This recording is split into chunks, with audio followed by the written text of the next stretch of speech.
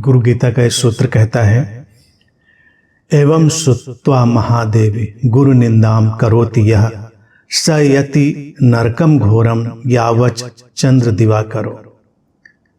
सूत्र का अनुवाद कहता है कि गुरु की महिमा जो गुरु गीता में बताई गई है, अभी तक के सूत्रों में गुरु की महिमा बताई गई थी, उसे जानकर सुनकर भी यदि कोई गुरु निंदा करता है, वो जब तक चंद्र सूर्य हैं तब तक घोर नरक में पड़ा रहता है। और आगे का सूत्र भी है, वो भी इसी में शामिल है, उसको भी साथ में लेते हैं। यावत कल्पांतको देहस्तावदेव गुरुम स्मरेत गुरु लोपो न कर्तव्य स्वच्छंदो यदि वा भवेत। इसलिए जब तक देह है तब तक, यहाँ तक कि कल्पांत तक भी गुरु का स्मरण करते रहना चाहिए। शिष्य को चाहिए कि मुक्त होने पर भी वह गुरु स्मरण का लोप न होने दे। अब क्या है कि सूत्र यूं देखें तो सुंदर भी है, लेकिन ये सब जो पुस्तकें लिखी गई इनमें बड़ी परतें हैं, और मैं बिल्कुल स्पष्ट ये इसमें मत रखता हूँ कि मिलावट भी है और बहुत अच्छी बातें भी हैं। जैसे भूसी और जो अनाज है उस तरह का मामला है, तो इसमें हमको बहुत सतर्कता से वो अच्छा अनाज तो निकालना है, भूसी को हटाना है। अब ये सूत्र एक अर्थ में बेहतर है, लेकिन इस सूत्र के आधार पर ही कितने आश्रमों में, कितने गुरुओं में एक बहुत ही बड़ी अंधविश्वास की और शोषण की धारा चल निकलती। गुरु निंदा नहीं करेंगे घोर नरक में पड़ेंगे। अब गुरु निंदा क्या है? गुरु के बारे में बुरा बोलना, गुरु को किसी तरह से आरोप लगाना। और घोर नरक में जाएंगे तो नरक और स्वर्ग की जो परिकल्पनाएं हैं पाप पुण्य की, उससे डराया जाता है, लोग घबराए रहते हैं। गुरु निंदा की अगर इतनी यहाँ पर बात इस तरह से कही गई है, तो उसी को देखें कि जब कई मजहबों में ईश निंदा, ब्लास्फेमी की बात हो जाती है, वो भी ऐसी ही है।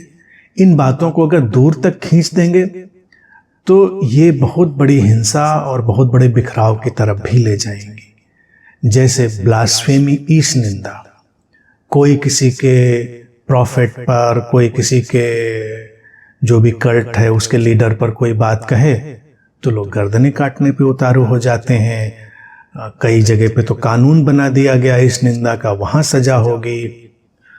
तो गुरु निंदा और इस निंदा एक ही जैसी बात हो गई। व्यक्ति रुकेगा कहां पर? नरक में पड़ेगा, ये तो एक बात हुई, डराया।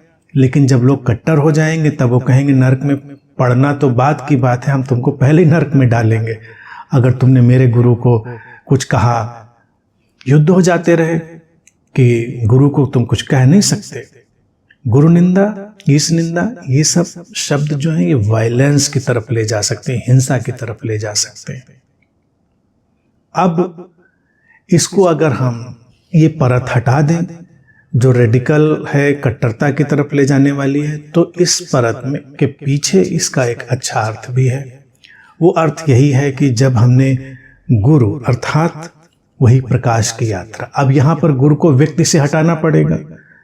व्यक्ति को हटाएंगे तभी बात समझ में आएगी।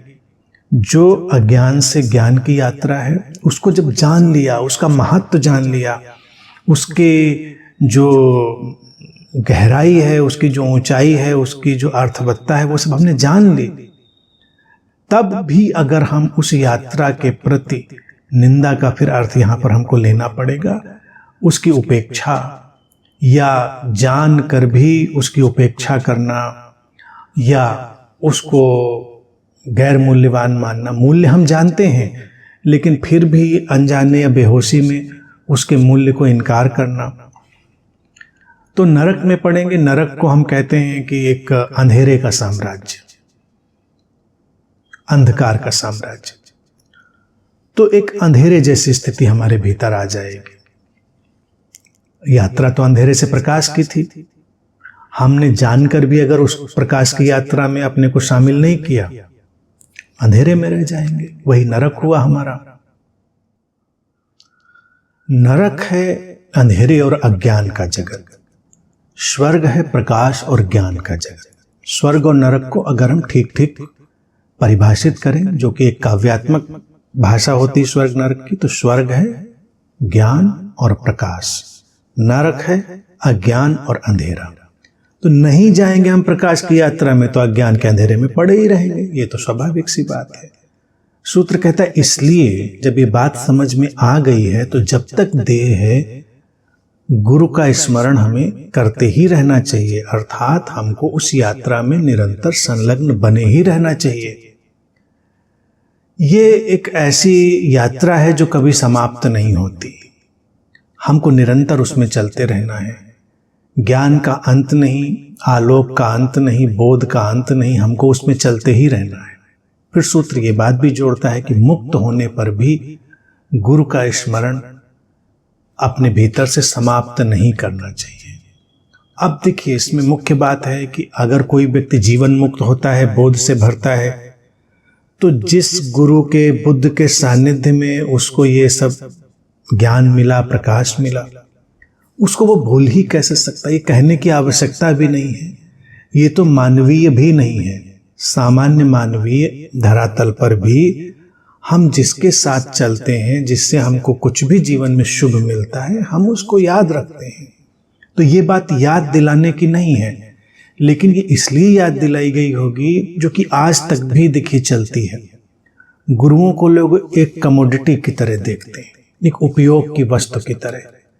उपयोग हुआ, जरूरत पड़ी तो चले जाएंगे, जरूरत पूरी हो गई तो उनसे क्या लेना देना।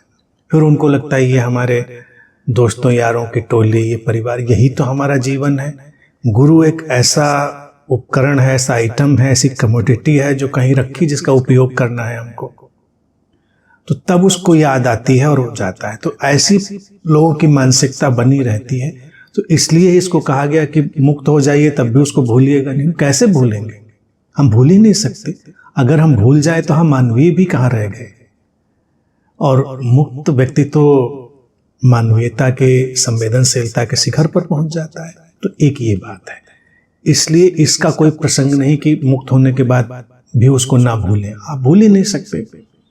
और गुरु का जो इम्पर्सनल यहाँ पर अवैयक्तिक अर्थ है, उसको भी कैसे भूल सकते हैं। यात्रा से हम गुजरे थे, हम अमावस के अंधेरे से पूर्णिमा के आलोकित शिखर तक गए थे, हमको पता है।